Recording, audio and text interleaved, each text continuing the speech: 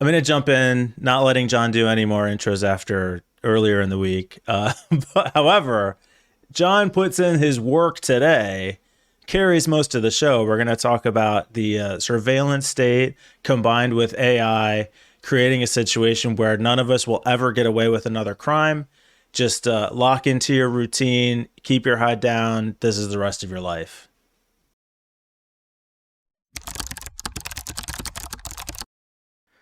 So this I have a story, surprising. God damn it, Sorry. Peter. Go ahead. Twice in a week. You guys suck. Yeah, just because we actually try and say something at the beginning of the episode, John. We'll just sit back there and let the other guys do it. Jesus. Yeah, I gotta look cool. Like an anarchist, according to you. Anyway, Okay. go on. What are we talking I about? was going to say I've got a maybe surprising opinion on this, but I'll let you talk about it first. What's the actual story? Super depressing. Well, the most obvious thing in the world, one, due to the combination of surveillance and AI, and we're just going to see more and more of it. So this is a story from Forbes talking about how this AI watches millions of cars daily and tells cops if you're driving like a criminal. So it's basically AI that's observing behavior, looking for patterns that are outside of the norm. Perfect use for AI, paired perfectly with our surveillance state, making it so that we will never be able to commit crimes, and we will be falsely accused of crimes all the time. Yeah, that's about it. So this article dives into this person who was driving a Chevy, and they were going from like Massachusetts to New York, and they did this trip like 12 times or something over the course of 2 years, something along those lines.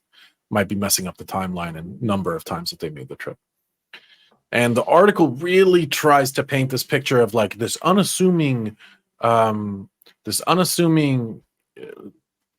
car and driver, right? Like they were doing nothing wrong, minding their own business, and then they were pulled over and they were searched, and they found like kilos of drugs and a gun.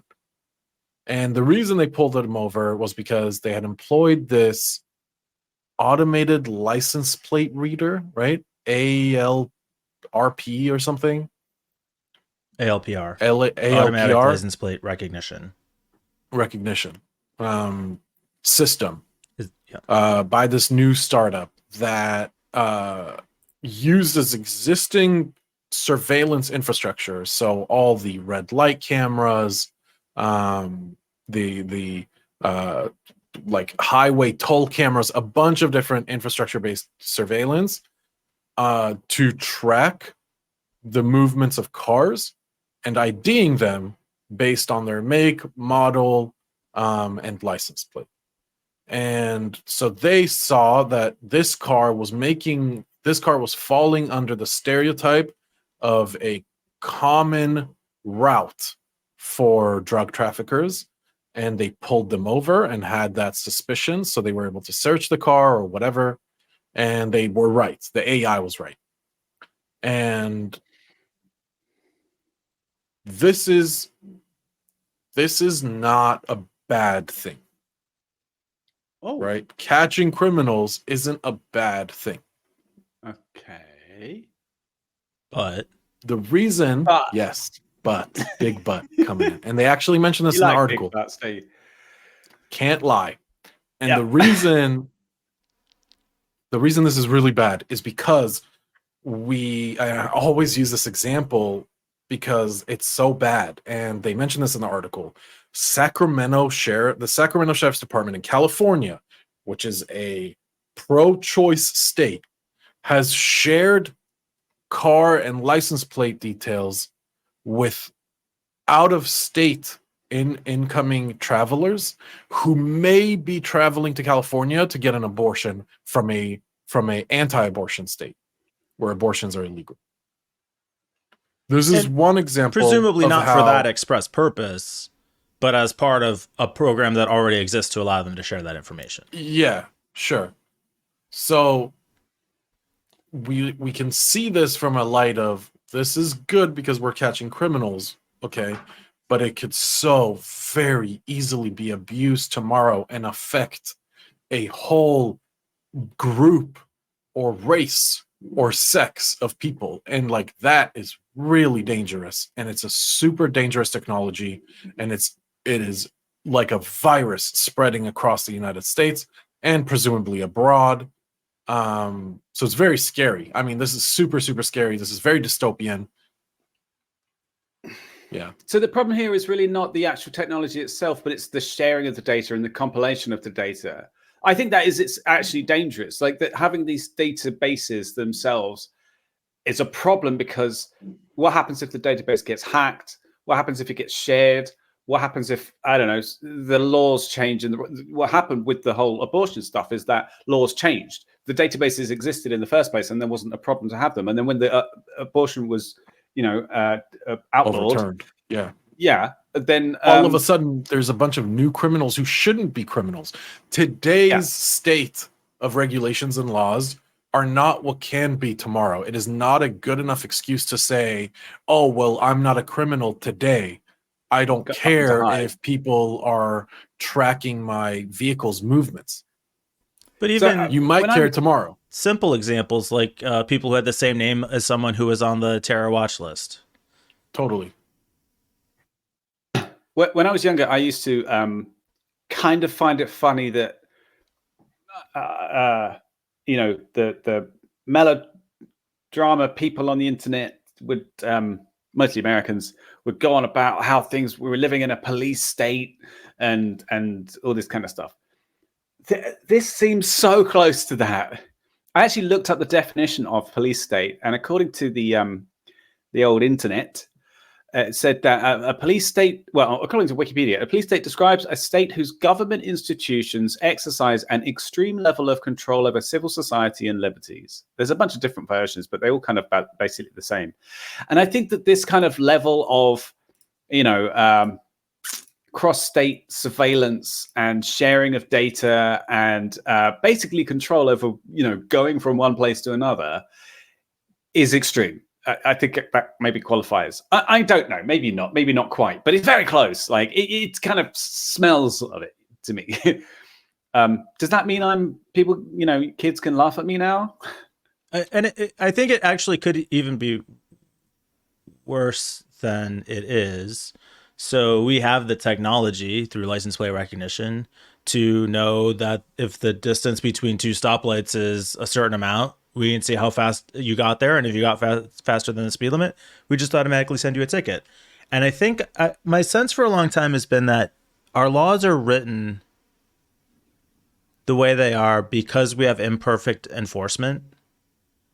So if you could be constantly under surveillance and everything measured, and the overlords can identify every single time you step out of line, you drive too fast, you walk out of a store with something you shouldn't have, you like jaywalk, speed, everything. I mean, you essentially cease to have free will at that point. Yeah.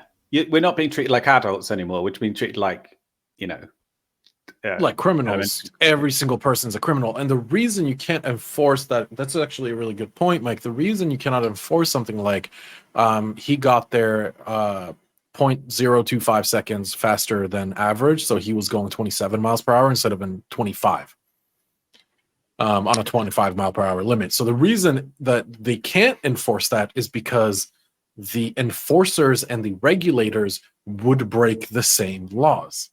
And this has been a very but that's an easy fix. Conspiracy. They just pass a law that says they can do it. You exempt them. Exactly. And that's where it's like, what is legal today and what you shouldn't worry about today does not mean that it's okay to do something from a law enforcement standpoint, like this, like the what was the system called? That was the sound system that was looking for shot spotter. These imperfect systems are so dangerous when put into the hands of law enforcement that, it is a dystopia. And are they that was what sorry. Are they more dangerous while they're imperfect, or will they be more dangerous when they actually have it working the way they mean it to, and they can do even better surveillance? So that when I said at the beginning, I have a I don't know, maybe a surprising opinion. I thought that was how the discussion was going to go, about how this was an imperfect system and there's going to be too many mistakes and blah, blah, blah. And what I was going to say was, well, I think it's not so bad. It's probably not. It's just about the same mistakes as humans, real police would make, because there's lots of examples of police pulling over the wrong people. But actually, it turned out to a lot more sensible arguments from John about how which is what I actually believe as well. In that these databases are kind of bad and the sharing practices are awful. And yeah. All right. Okay. So no big arguments today then. It's a shame. I know. How bad does that have to do when John is the voice of reason? Yeah, I know. What's going on, anytime it's actually a really depressing article, I'll usually nail it. But if it's like Elon, it's like, oh, well, fuck him. So gotta get it in somehow, no matter the day. I think so. You have subscribe sort of a point. For more shitting on Elon.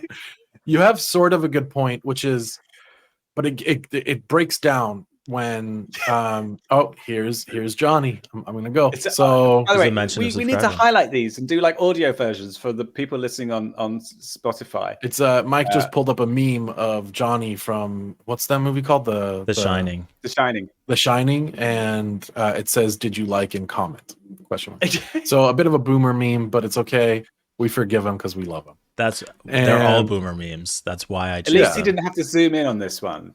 Right, that's true. Yeah, he does always have to kind of zoom. Anyway, so sorry, John. The argument breaks down of the people make mistakes and whatever is that like an officer is tailing you, right? You're driving down the highway, an officer is tailing you, and his opinion.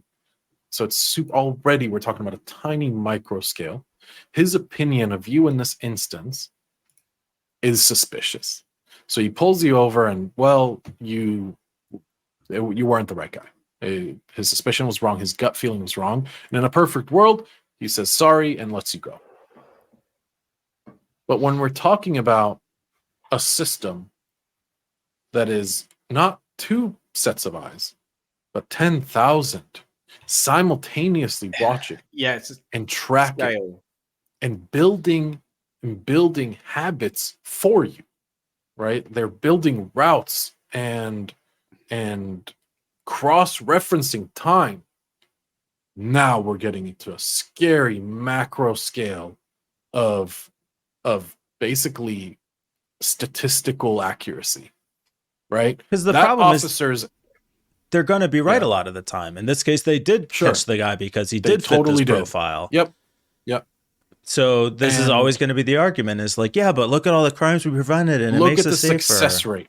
The success rate is worth it for the failure rate. If it's a 9-to-1 success to failure, we're catching out of 10 people we pull over, we're catching 9 people with this new system. You cannot argue against that. And we're definitely not going to use it to catch people just, minor speeding offenses this year. Right. But that's where it's all going. Yeah, you're obviously going to do that. As soon as you have the infrastructure to do it, you're going to do it because you want the money. At least it's not as bad as France. That's all I can say. I did. By the way, we did a story last week, if anybody wasn't watching, about France making it legal to install or to remotely enable camera and microphones on people's devices who were suspected of crimes. And I did a terrible French accent, and I got a comment from an actual French buyer in the comments who said it's fine. So I've got a license officially now. That's why you brought up the story, just to say that you have permission. It all looped back to the French accent every time with you, Peter. Mais oui. And the funniest thing is that's actually Peter's French alt account on YouTube that made that comment. Jesus. So just kidding. I signed up a VPN for that, man. Come on, don't make me waste my money.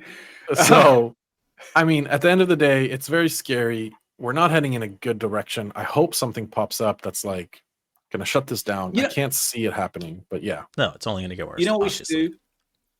We should try and do another positive week. We should try and have another positive stories only week. Okay, yeah, we'll talk about it. We'll try. Yeah, we'll try. I'm not committing to anything. It's so hard because news are so doom scroll that like we can't Yeah. find any positive. That's also why like we generally don't try to talk. We don't find good things to talk about, happy things to talk about, because there are none. No one's reporting on happy things. I don't. I'd I be don't like, think I made a that's- hell of a sandwich this week. You guys want to watch? You Yeah, want to react to me but- eating this good sandwich? No, like, no. I so think hard. the problem is we could find them if we looked, but nobody would want to hear about them Oh God, that's true as well. Yeah. for the We could same have a reason that we positive can't day. find them. Nobody who listens to us would find it because that's Yeah, not what people exactly. care about. We want outrage. Well, we can do one righteous positive- indignation. Why don't we aim for like one positive article a month? Yeah. The not so depressing update. Yeah, the not so depressing update's good. We'll We'll see. see. We'll Happy see. hour. Anyway, that's All it right. for today.